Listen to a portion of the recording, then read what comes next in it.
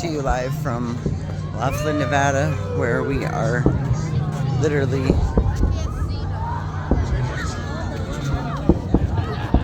watching the fireworks over the river.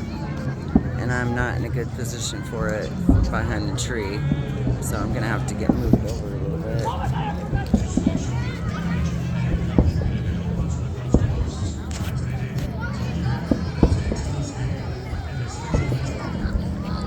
Beautiful. I need to be up higher though to catch them.